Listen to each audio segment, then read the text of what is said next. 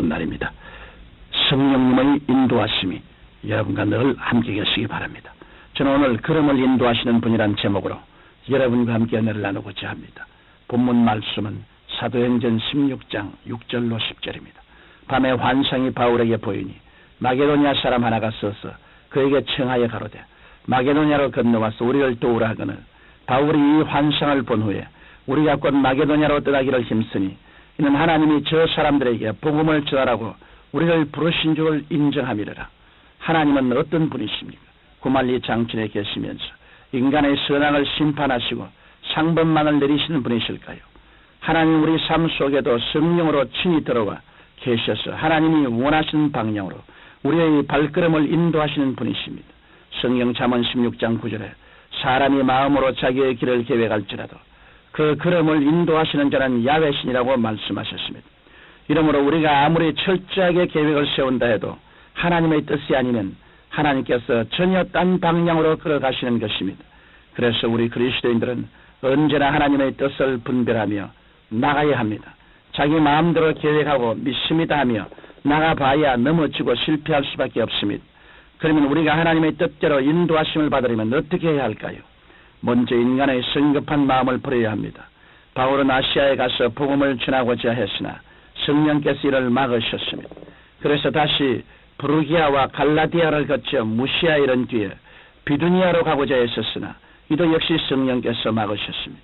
이와 같이 우리의 생각과 계획이 하나님께서 예비하신 계획과 다를 때가 많습니다. 이럴 때 전능하신 하나님의 뜻을 따르지 않고 자기의 계획과 방법만을 고집하는 사람은 죽을 고생을 해도 헛수고만 하고 마는 것입니다. 그러므로 우리는 성급한 마음을 가지고 인간적인 열심으로만 뛰지 말고 한 걸음 한 걸음씩 성령님을 의지하고 나가야 합니다. 오늘 본문에 보면 사도 바울도 처음에는 자기 생각대로 선교지를 정하고 인간적인 열심만으로 떠나려고 했습니다. 그러나 성령께서 허락지 않으심으로 몇 번의 실패를 거듭한 후에야 하나님의 뜻을 분별하고 온전히 순종하게 되었습니다. 성경은 에베소서 5장 17절에 그러므로 어리석은 자가 되지 말고 오직 주의 뜻이 무엇인가 이해하라고 말씀하셨습니다. 하나님의 생각과 우리의 생각은 다르며 하나님의 길과 우리의 길은 다릅니다. 그러므로 우리는 주님 안에서 늘 기도함으로 성령의 인도하심을 따라 살아가야 합니다. 여러분이 성령께서 인도하시는 대로 생활하고 주의 일에 힘쓸 때 하나님께서는 여러분의 금세의 삶과 내세의 삶을 모두 책임져 주시는 것입니다. 하나님의 뜻을 쫓아 순종하는 사람은 하나님 앞에서 깨어진 사람입니다. 바울은 자기 계획대로 아시아와 비두니아로 가려다가 실패하자 결국 드로아로 내려갔습니다. 그곳에서 바울은 어두운 밤을 맞이했는데 이것은 그 인생의 캄캄한 밤이기도 했습니다. 그는 여기서 자신의 인간적인 계획과 열심을 다 포기하고 하나님 앞에서 완전히 깨어지는 체험을 했습니다. 성경에는 자아가 깨어지지 않아 시련의 드로아로 내려간 사람들에 관한 기록이 많이 있습니다. 그 대표적인 인물이 바로 믿음의 조상 아브라함입니다. 하나님께서 그에게 본토 친척 아비 집을 떠나 모든 것을 버리고 하나님께서 지시할 땅으로 가라고 명령하셨습니다. 그러나 아브라함은 자신이 하란에서 모은 모든 재산과 조카 롯을 데리고 떠났습니다. 아브라함은 하나님을 전적으로 의지하지 못하고 자아가 살아있었던 것입니다.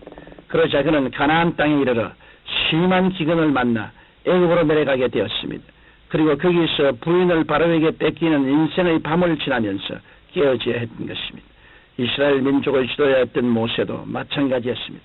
그는 하나님의 때를 기다리지 못하고 인간적인 혈기만 가지고 행동하다가 미디안 광야로 내려가 40년 동안 깨어지는 체험을 했습니다. 야곱도 고향으로 돌아가는 야복나루트에서 그의 간교한 속성이 모두 깨어지고 난 후에야 이스라엘이라는 새 이름을 받았던 것입니다. 또한 예수님의 제자들도 예수님께서 십자가에 돌아가신 후 부활 승천하시고 약속의 성령을 받기 전까지 깊은 절망의 밤을 보내야 했습니다. 이렇게 깨어지지 않은 사람은 하나님께서 쓰실 수 없습니다. 따라서 하나님은 쓰시기 전에 반드시 우리의 자아를 먼저 깨뜨리십니다. 이렇게 인생의 밤을 맞을 때 깨어지는 사람만이 성령의 위대한 역사를 체험하게 되는 것입니다. 나아가 하나님의 인도하심을 받으려면 성령께서 주시는 꿈을 꾸어야 합니다. 본문 말씀 9절에 보면 밤에 환상이 바울에게 보이니 마게도냐 사람 하나가 서서 그에게 청하여 가로되 마게도냐로 건너와서 우리를 도우라 하거늘 이라고 기록되어 있습니다. 바울은 이 환상을 통해 성령님의 뜻을 깨닫고 곧바로 마게도냐로 떠났던 것입니다. 오늘날 또 성령께서는 우리의 깨어진 마음에 꿈과 환상을 통해 위대한 신앙을 재건시켜 주십니다. 꿈과 환상은 바로 새로운 세계를 창조하는 근본적인 재료입니다. 세상 사람들은 흔히 창조적인 삶의 재료를 돈이나 청춘이나 권세로 믿고 있습니다. 그러나 세상 부귀 영화는 모두 풀의 꽃처럼 인해 시들고 맙니다. 창조적인 삶의 재료는 믿음 안에서 가지는 놀라운 꿈과 환상입니다. 꿈과 환상이 없이 인생을 출발한 사람은 재료도 없이 음식을 만들려고 하는 어리석은 사람과 같습니다.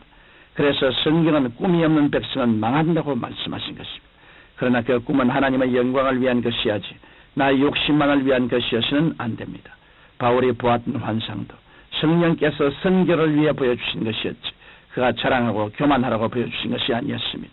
또한 꿈과 환상을 품은 사람은 이 꿈이 살아 움직일 수 있도록 열심히 기도해야 합니다.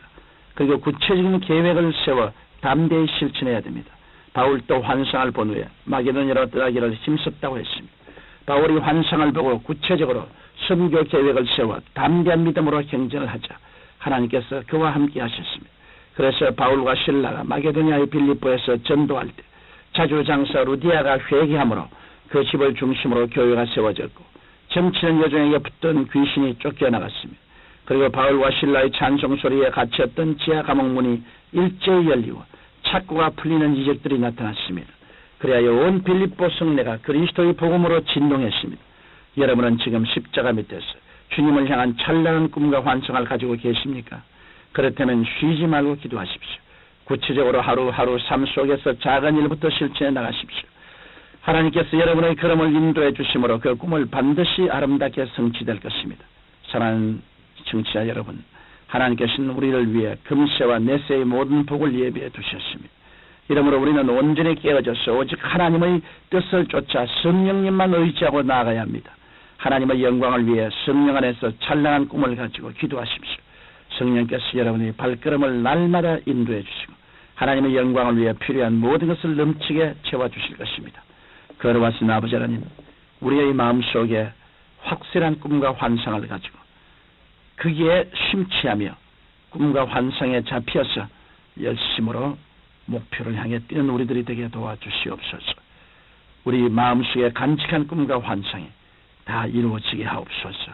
예수님 이름으로 기도드립니다. 아멘.